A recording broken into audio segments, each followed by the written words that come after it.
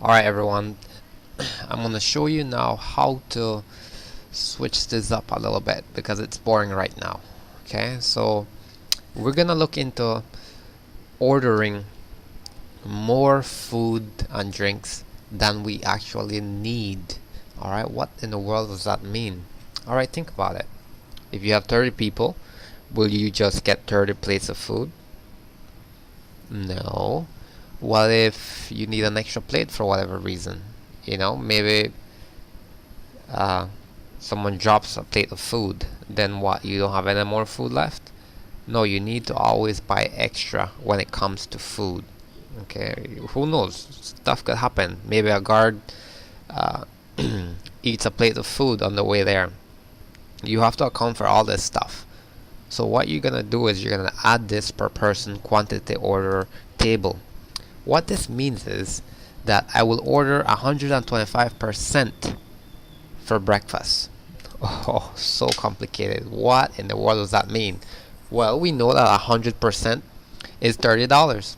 That's $30. 30 prisoners. So instead of ordering just 30 prisoners, the food for 30 prisoners, which is this quantity here, I need to order more. I need to order 125%. So let's do a quick calculation. So this multiplied by this is gonna give me 37.5. So if I order 125% rather than just 100%, which is 30 is your 100%.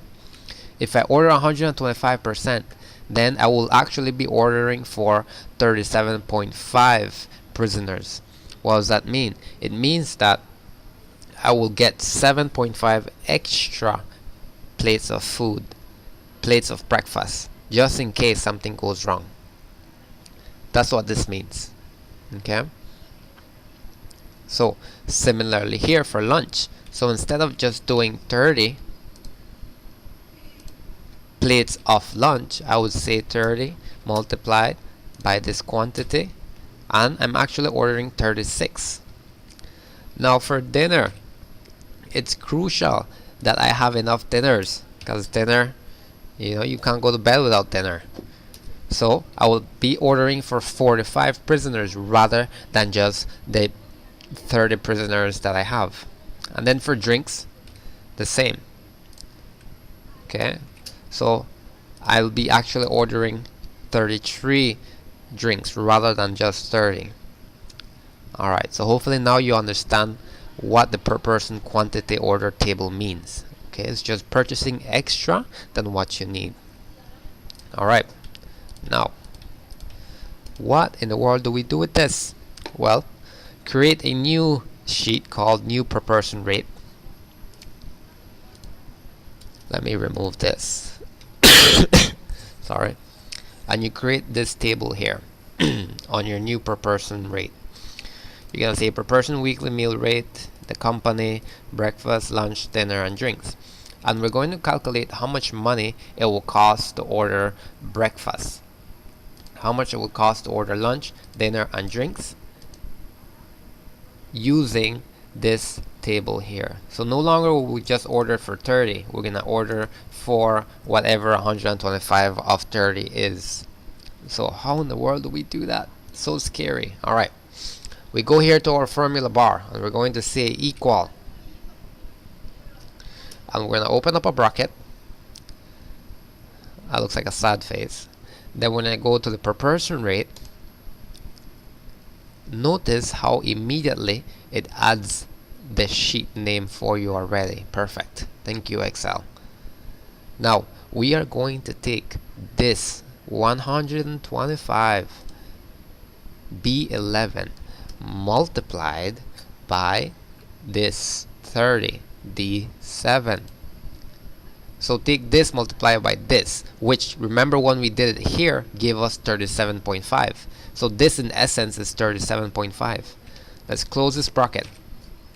And now let's multiply this 37.5. This huge formula is giving us 37.5, which is 125 of 30. Multiply that by, you guessed it, B3, the breakfast. per person. Once I do that, I press enter and I get 750. See it, when I press enter, it immediately took me to the new per person rate. There you go. So instead of just purchasing 30 plates of breakfast, I will purchase 37.5 plates of breakfast, and this is how much 37.5 plates of breakfast would be. Now, can I copy that formula down? Can I copy it down?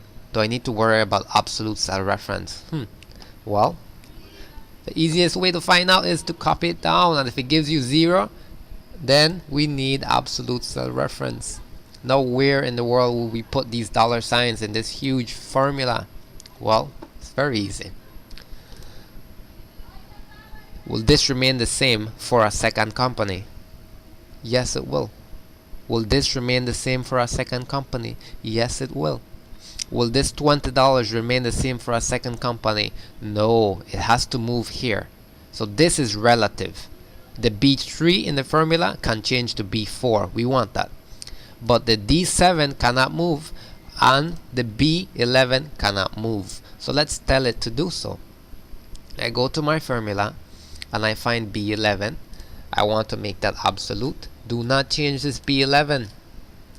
I go to D7 and I say do not change this D7, but feel free to change this B3 to B4. I press enter. Alright, it's still working, and when I copy it down, cross your fingers, it works. How beautiful is that? Alright, so we have our values. Now you calculate the lunch values, you calculate the dinner values, the drink values. You find a total here, and you find a total after all your 4 companies are in. Total, total, total, total, total, total, total, total. Alright, that's it. Get to work.